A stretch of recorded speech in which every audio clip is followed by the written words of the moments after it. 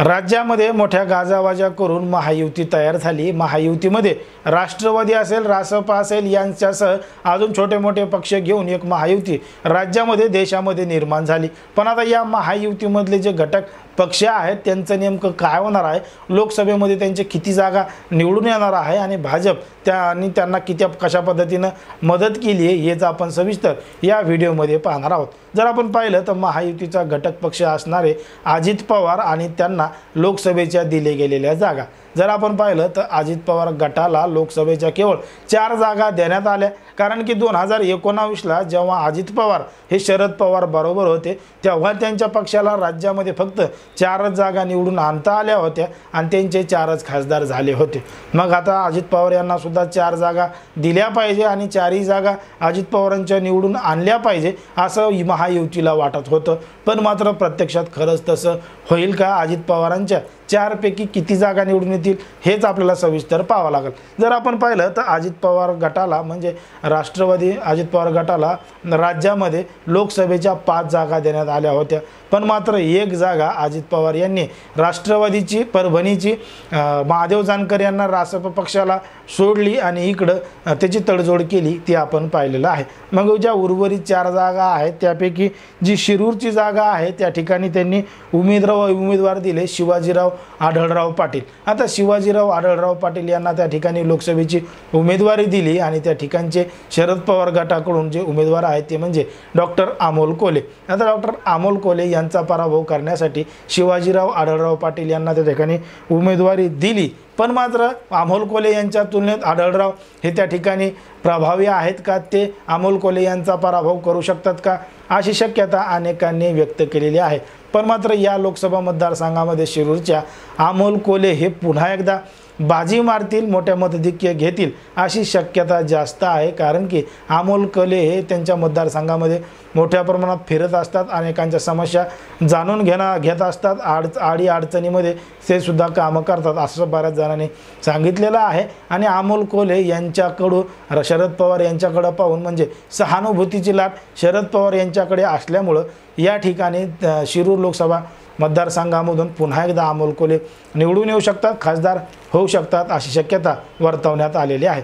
त्यानंतरचा लोकसभा मतदारसंघ आहे तो म्हणजे रायगड लोकसभा मतदारसंघामध्ये अजित पवार गटाकडून उमेदवारी मिळाली आहे ती म्हणजे सुनील तटकरे यांना। आता सुनील तटकरे यांच्या विरोधात शिवसेना ठाकरे गटाकडून अनंत गीते हे सुद्धा निवडणुकीच्या मैदानात आहेत। मग अनंत गीते हे रायगड लोकसभा मतदारसंघामध्ये कशा पद्धतीनं प्रभावी आहेत, काय आहेत हे सुद्धा आपण पाहिलेलं आहे।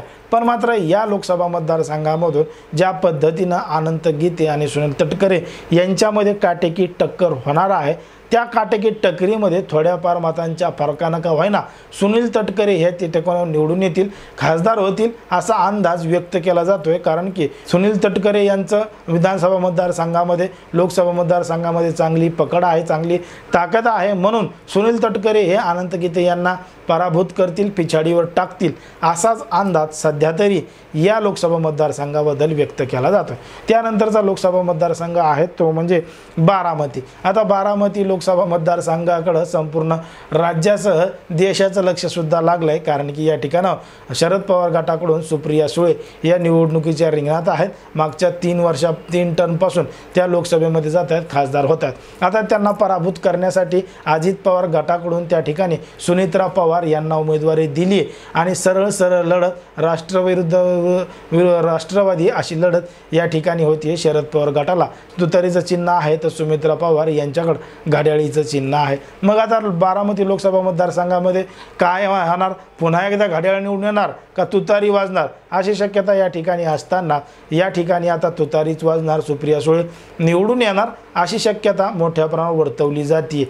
पण मात्र सुप्रिया सुळे यांना निवडून आणण्यामध्ये लोकसभेला अजित पवार यांचा मोठा वाटा होता आणि जेवढं मतदान सुप्रिया सुळे यांना लोकसभेला पडलं होतं मतदारसंघामध्ये तेवढं मतदान अजित पवार, त्याच्यापेक्षा जास्त मतदान अजित पवार यांना विधानसभेला बारामतीच्या पडलेलं होतं। मग त्या पद्धतीनं जास्त लोक हे अजित पवार यांच्या बाजूनं असल्याचं सध्या तरी दिसतंय, पण मात्र सुप्रिया सुळे या ठिकाणी बाजी मारतील असाच अंदाज सध्या तरी व्यक्त केला जातोय।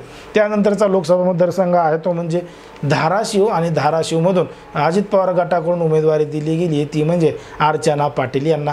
आता अर्चना पाटील यांच्या विरोधात या ठिकाणी ठाकरे गटाकडून ओमराजे निंबाळकर हे मशालीच्या चिन्हावर निवडणूक लढवत आहेत, ते निवडणुकीच्या रिंगणात आहेत। पण मात्र या ठिकाणी सुद्धा ओमराजे निंबाळकर हे प्रभावी आहेत, मतदारसंघामध्ये त्यांची चांगली पकड आहे, अनेकांच्या अडीअडचणी सोडवत असतात, गाठीभेटी देत असतात, एक चांगला माणूस आहे म्हणून ओमराजे निंबाळकर यांची त्या ठिकाणी चांगली प्रसिद्धी आहे। अनेक लोक ओमराजे निंबाळकर यांना मानतात, पक्षाकडे पाहून नाही तर ओमराजे निंबाळकर यांच्याकडे पाहून अनेक जण त्यांच्या पाठीशी असल्याचं आपल्याला समजतं। मग या ठिकाणी सुद्धा अजित पवार गटाच्या ज्या उमेदवार आहेत त्यांचा पराभव होऊ शकतो, त्या पिछाडीवर जाऊ शकतात असा अंदाज या ठिकाणी वर्तवण्यात आलेला आहे। मग अजित पवार गटाला महायुतीमध्ये जाऊन नेमकं काय मिळालं? जे 4 खासदार 2019ला निवडून आले होते त्या 4 पैकी आता फक्त एकच खासदार निवडून येण्याची शक्यता आहे, पण ती शक्यता पण जास्त नसून थोड्याफार प्रमाणातच आहे असं सुद्धा काही जाणकार, काही विश्लेषक सांगत असतात। मग एकंदरीत अशा पद्धतीनं अजित पवार यांना या लोकसभा निवडणुकीमध्ये मोठा धक्का बसू शकतो असं सुद्धा अनेकांनी सांगितलेलं आहे। मग या संपूर्ण खासदारांबाबत तुम्हाला काय वाटतं हे अगदी स्पष्टपणे कमेंटमध्ये सांगा, आणि अशाच पद्धतीचे नवनवीन व्हिडिओ पहा। पण मात्र जो खरा निकाल आहे तो 4 जूनला लागणार आहे, आणि त्यामध्ये सत्य काय समोर येणार आहे, हे जे अंदाज आहेत हे फक्त अंदाज आहेत, हे कधी खरे होतात तर कधी खोटे होतात। मग असे अंदाज अनेक जण सांगत असतात, या सांगणाऱ्या अंदाजाबद्दल तुम्हाला काय वाटतं ते सुद्धा कमेंटमध्ये सांगा, आणि अशाच पद्धतीचे नवनवीन व्हिडिओ पाहण्यासाठी आपल्या चॅनलला लगेच सबस्क्राईब करून घ्या।